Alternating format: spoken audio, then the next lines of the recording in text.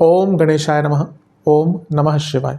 मैं निखिल ज्योतिष आचार्य आप सभी का मेरे चैनल पर पुनः स्वागत करता हूं। आशा करता हूं कि आप सभी स्वस्थ होंगे। महादेव की कृपा आप सभी पर सदैव बनी रहे।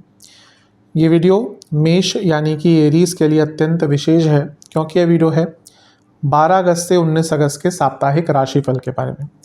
कैसा रहेगा आने वाला सप्ताह मेष के लिए। मेरा साप्ताहिक राशिफल प्रमुखतः चंद्रमा की गति पर आधारित होता है। चंद्रमा मन के कारक होते हैं और जिस भाव में जाते हैं उसको एक्टिवेट कर देते हैं। और चंद्रमा सबसे तेज ग्रह है नवग्रहों में से, और 2.25 से 2.5 दिन में राशि बदल लेते हैं। इसलिए स्वाभाविक है कि चंद्रमा पूरे हफ्ते में अलग अलग भावों में, राशियों में जाएंगे, ग्रहों के साथ युति योग दृष्टि संबंध बनाएंगे। तो इन सब चीज़ों का क्या प्रभाव पड़ सकता है आपके जीवन पर, यही आधार मेरे साप्ताहिक राशिफल का होता है। यदि आपको अपनी लग्न राशि ज्ञात है तो वहाँ से देखिएगा, नहीं पता तो आप अपनी चंद्र राशि से भी अवश्य इसको देख सकते हैं। तो शुरू करते हैं। चंद्रमा 12 अगस्त की एकदम रात को मिडनाइट के आसपास आपके अष्टम भाव में आ जाएंगे और वृश्चिक में प्रवेश कर जाएंगे, और 15 तारीख दिन के करीबन 1 बजे के आसपास 1 PM यहीं पे गोचर करेंगे। अष्टम के चंद्रमा हैं और नीच के हैं, तो थोड़ी अनिश्चितता तो रहती है। सलाह क्या होगी कि कोई बड़ा निर्णय नहीं लेना, धन से संबंधित बहुत जागरूक रहना है, किसी की बातों में नहीं आना, किसी की बातों पर विश्वास नहीं करना, किसी से बहुत इन्फ्लुएंस नहीं होना। क्योंकि जब अष्टम में चंद्रमा होते हैं तो हमारा डिसीजन लेने की जो क्षमता है वो कम हो जाती है, क्षीण हो जाती है। इसीलिए यहाँ पर कोई बड़ा निर्णय लेने से अपने आप को दूर रोकना चाहिए। चौथे घर के स्वामी हैं, अष्टम में आ रहे हैं। कुछ प्रॉपर्टी संबंधित या एंसेस्ट्रल प्रॉपर्टी संबंधित आप कार्य करना चाहते थे, उसमें आप अवश्य आगे बढ़ सकते हैं। यहाँ पर बहुत अच्छी चीज़ ये है कि मंगल की दृष्टि है जो खुद लग्नेश हैं और धन स्थान में बैठे हैं, और साथ में किसके बैठे हैं, गुरु। तो गुरु की दृष्टि भी होगी, और गुरु क्या है, भाग्येश हैं। तो लग्नेश और भाग्येश देख रहे हैं आपके अष्टम भाव में बैठे चंद्रमा को, यानी कि अचानक से लाभ प्राप्ति हो सकती है। और क्योंकि राहु से भी त्रिकोण में है चंद्रमा, ये बताता है कि विदेश से भी आपको लाभ मिल सकता है। तो हफ्ते का जो शुरुआती भाग है आपके लिए उत्साहपूर्ण अवश्य दिख रहा है। बस जैसा मैंने कहा, चंद्रमा की अनिश्चितता से थोड़ा सा बच के रहना है।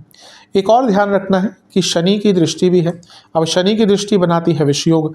अष्टम के चंद्रमा है जो अनिश्चितता है, और शनि 11वें घर में बैठे हैं, यानी कि थोड़ा सा लालच, थोड़ा सा कहीं ऐसी जगह पर मन विचरण कर सकता है जहाँ पे आपको नहीं जाना चाहिए। तो अपने मन पे, अपने इच्छाओं पर कंट्रोल करके रखेंगे तो अच्छा रहेगा। स्पेशली किसी की बातों में बताइएगा। यहाँ पर एक ही बात थोड़ी सी आपके लिए नेगेटिव दिख रही है कि आप किसी की बातों में आकर अपना कार्य खराब कर सकते हैं। अष्टम भाव मंगल का ही है, जहाँ पर मंगल की दृष्टि होगी। अचानक से कोई रुका हुआ कार्य पूर्ण हो सकता है, रुका हुआ पैसा आपका वापस आ सकता है। नवांश कुंडली कह रही है कि सब ठीक है, लेकिन मानसिक रूप से थोड़ा सा दबाव महसूस करेंगे। दशमांश कुंडली कह रही है कार्य क्षेत्र में कुछ गलतियां हुई थी, उनको सुधारने का अवसर है। अगर नई जॉब ढूंढ रहे थे तो चीज़ें आगे बढ़ सकती हैं।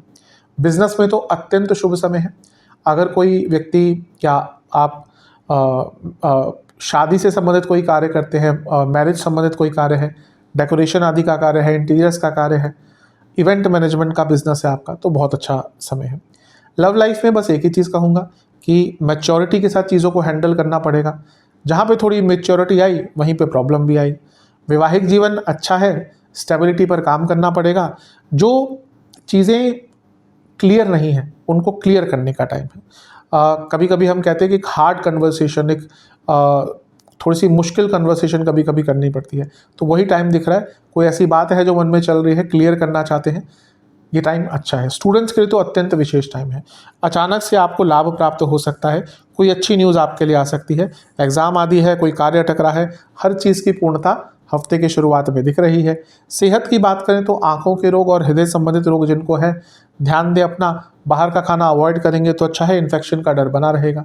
जहाँ तक सर्वाष्टक की बात है, भाग्य स्थान बली है। अब ये एक बहुत अच्छी चीज़ हो गई। थोड़ा सा जो अनिश्चितता दिख भी रही है, भाग्येश नहीं, भाग्य स्थान के बली होने के कारण वो भी दूर हो जाएगी। तो हफ्ते का शुरुआती भाग अच्छा ही दिख रहा है। 15 तारीख दिन के 1 बजे चंद्रमा आ जाएंगे आपके भाग्य स्थान में, यानी कि धनु में, और 17 तारीख शाम के 6 तक यहीं पर रहेंगे। चंद्रमा का भाग्य स्थान में आना अच्छा ही होता है, कोई बुरा नहीं होता। अब यहाँ पर केमद्रुम योग तो है, केमद्रुम योग तो यहाँ भी था जब चंद्रमा थे और यहाँ पर भी रहेगा।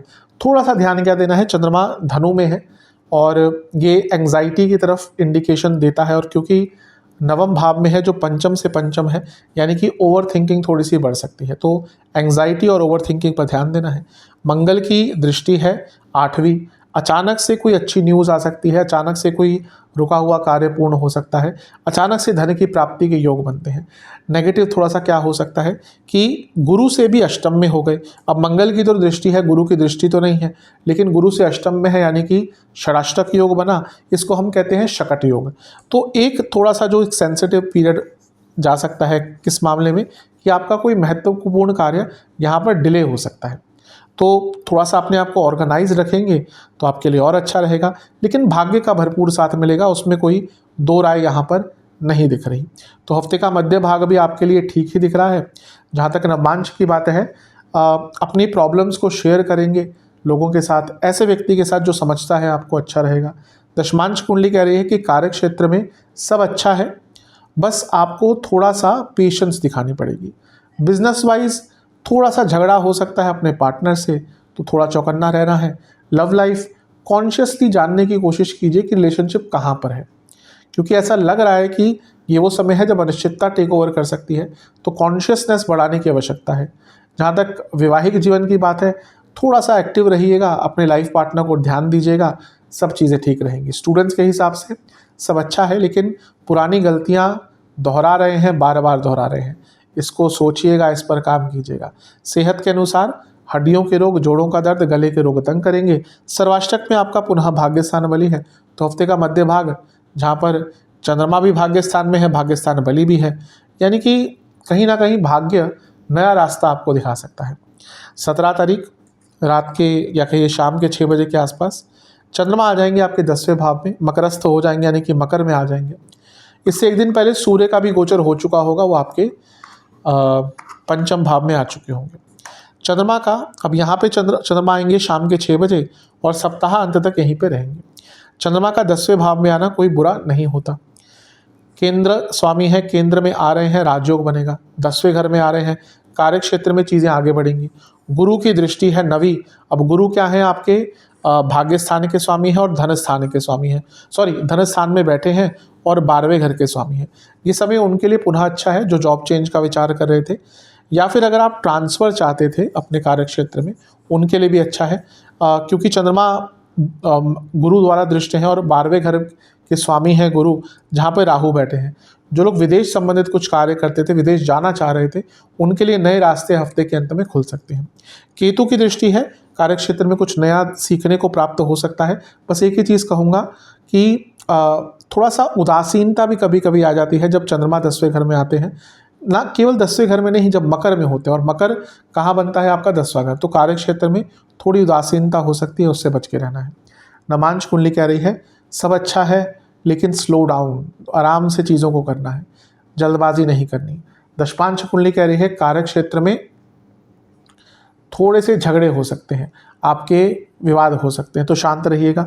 बिजनेस में बहुत एग्जॉस्टेड दिख रहे हैं, अगर काम करने का मन नहीं है या मन नहीं लग रहा तो छुट्टी ले लीजिएगा अगर पॉसिबल हो तो। लव लाइफ एक अच्छा वातावरण बनाने की कोशिश कीजिएगा, एक प्लेफुल एटमॉस्फेयर रहेगा तो अच्छा रहेगा, टेंस माहौल ना हो। वैवाहिक जीवन ठीक है, पर अकेलापन यहाँ पर दिख रहा है। जहाँ तक स्टूडेंट्स की बात है, आप ऑर्गेनाइज नहीं रह पाएंगे हफ्ते के अंत में, और वही आपके लिए कष्टकारी रहेगा, तो ऑर्गेनाइज रहने की कोशिश करेंगे तो अच्छा है। जहाँ तक सेहत की बात है, कफ रोग बढ़ेंगे, जिनको हृदय संबंधित रोग है ध्यान दें।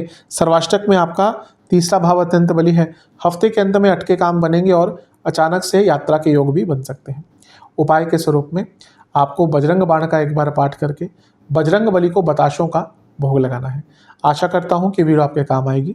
चैनल पर नए हैं, सब्सक्राइब कर लीजिए, वीडियो को लाइक कर लीजिए। मिलता हूँ अगली वीडियो में, तब तक के लिए ओम नमः।